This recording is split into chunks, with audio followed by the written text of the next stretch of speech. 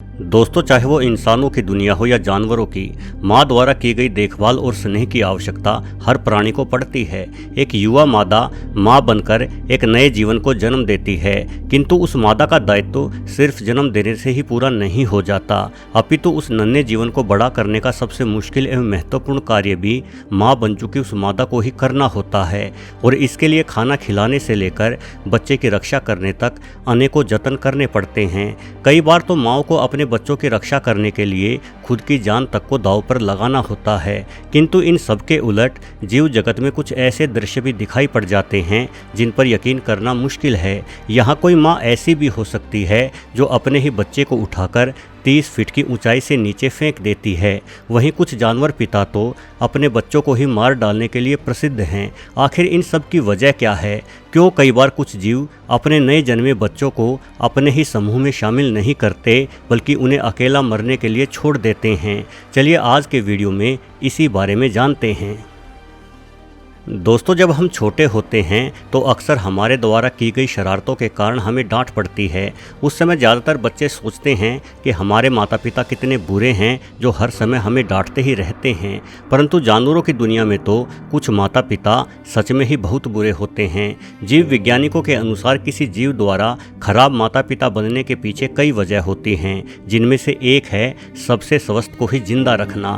भोजन किसी भी जीव की सबसे प्राथमिक आवश्यकता है, किंतु जब खाना सीमित मात्रा में ही उपलब्ध हो तो ये जीव समझ जाते हैं कि हर एक बच्चे को जिंदा रख पाना संभव नहीं है, क्योंकि सभी की खाने की ज़रूरतें पूरी नहीं की जा सकती। इसलिए इन जीवों द्वारा सबसे कमज़ोर या बीमार बच्चे को मार दिया जाता है।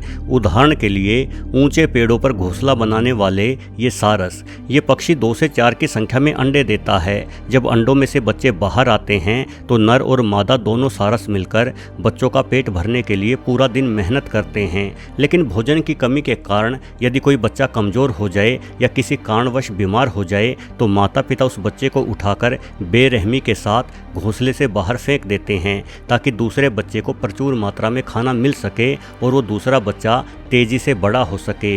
किंतु ये सारस अकेला ऐसा जीव नहीं है जो अपने बीमार और भूखे बच्चों को ऐसी खतरनाक सज़ा देता हो, बल्कि चूहे, सूअर एवं सांप भी न सिर्फ अपने बच्चों को मार डालते हैं बल्कि खा भी जाते हैं। ये जीव बच्चों को जन्म देने के तुरंत बाद ही अपने बच्चों को खा जाते हैं। माना जाता है कि प्रसव पीड़ा से मिले दर्द और परेशानी से क्रोधित होकर ही ये ऐसा कदम उठाते हैं। हिप्पोपोटामस को भी अनेकों बार खुद के ही बच्चों को मारते और खाते हुए देखा गया है। जानकार बतलाते हैं कि हिप्पो ऐसा अपनी संख्या नियंत्रित करने के लिए करते हैं। अमूमन ये भारी भरकम जीव ज़्यादा से ज़्यादा 25 से 30 तक की ही संख्या में रहना पसंद करते हैं, किंतु जब इन्हें लगता है कि इनके झुंड में सदस्यों की संख्या कुछ ज़्यादा ही हो गई है तो ये खुद ही अपने बच्चों को मारकर अपनी संख्या को सीमित कर देते हैं, ताकि भविष्य में झुंड को खाने की समस्या से ना जूझना पड़े। पेंगुइन द्वारा भी कई बार ऐसा करते देखा गया है। यदि समुद्र में खाने को पर्याप्त मछलियाँ ना हो तो पेंगुइन माता पिता को अपने बच्चों का पेट भरने के प्रयास में खुद को भूखा रखना पड़ता है। ऐसे में ये पेंगुइन अपने बच्चों को अकेला भूखा मरता छोड़कर आगे बढ़ जाते हैं। स्पेन और अमेरिका में पाए जाने वाली मेरिनो नामक ये भेड़ अमूमन 2 बच्चों को जन्म देती है, किंतु इस भेड़ के शरीर में इतना दूध नहीं बनता कि दोनों बच्चों का पेट भर सके।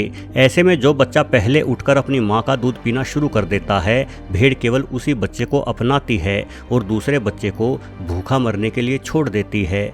दोस्तों, प्रकृति ने कुछ जीवों के साथ बड़ी ही बेरहमी से काम किया है, जिस वजह से ये जीव अपने बच्चों को त्यागने पर मजबूर हो जाते हैं। उदाहरण के लिए ऑस्ट्रेलिया के तस्मानिया द्वीप पर पाया जाने वाला ये छोटा सा नेवले जैसा दिखाई देने वाला जीव, जिसे तस्मानिया डेविल कहते हैं। इस जीव के पास भी कंगारू की ही भांति एक थैली होती है जिसमें ये अपने बच्चों को रखते हैं, किंतु समस्या ये है कि तस्मानिया डेविल माँ एक बार में ही 20 से 30 बहुत ही छोटे बच्चों को जन्म देती है। वहीं इसकी थैली में केवल 4 स्तन ही होते हैं। अब भला 4 स्तनों से 30 बच्चों का पेट कैसे भरा जा सकता है?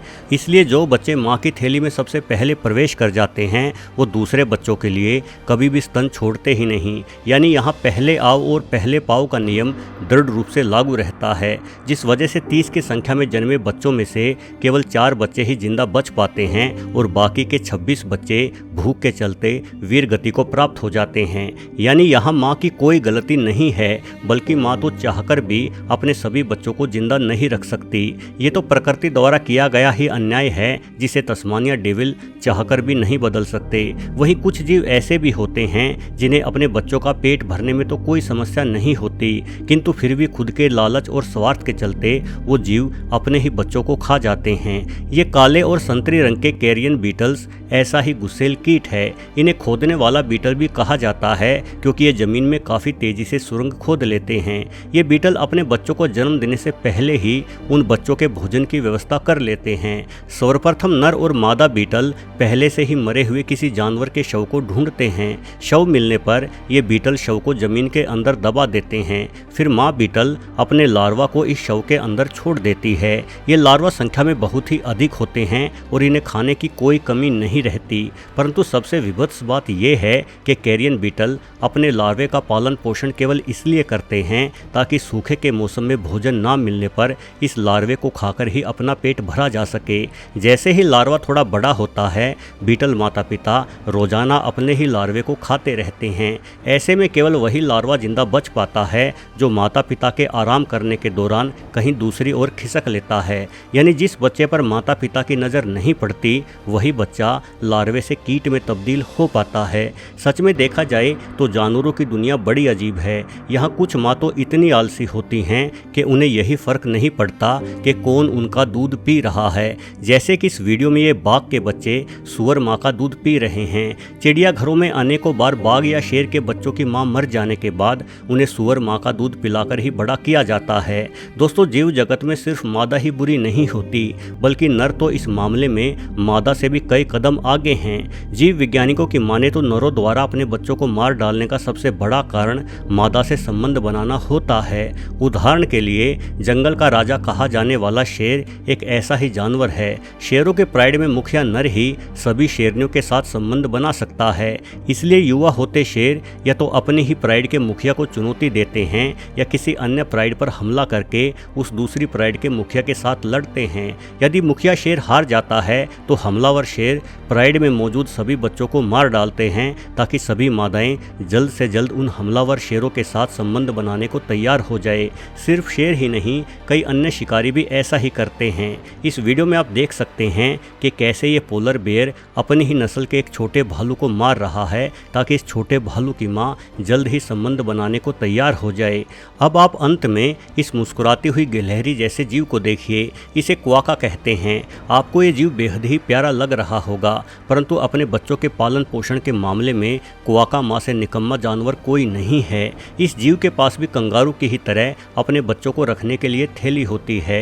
वैसे तो क्वाका माँ अपने बच्चों को थैली में भी रखती है और अपना दूध भी पिलाती है, किंतु खतरे के समय क्वाका माँ की सारी ममता उड़न छू हो जाती है। अक्सर देखा गया है कि जब भी क्वाका माँ का पीछा किसी शिकारी द्वारा किया जाता है तो खतरे से खुद को बचाने के लिए ये माँ बेहद ही अजीब तकनीक अपनाती है। दरअसल क्वाका माँ शिकारी से खुद की जान बचाने के लिए अपने बच्चे को ही अपने पेट की थैली में से निकालकर शिकारी की ओर फेंक देती है और मौके से भाग निकलती है। दोस्तों, हर एक जीव या हर एक माँ सबसे पहले खुद की ही जान बचाने की कोशिश करती है और जंगल का कड़ा जीवन देखते हुए ऐसा करना जरूरी भी लगता है, क्योंकि किसी नए जीवन को लाने के लिए पहले खुद को जीवित और स्वस्थ रखना पड़ेगा। एक स्वस्थ माता पिता ही किसी बच्चे का पालन पोषण कर सकते हैं। वीडियो देखने के लिए आपका बहुत बहुत धन्यवाद।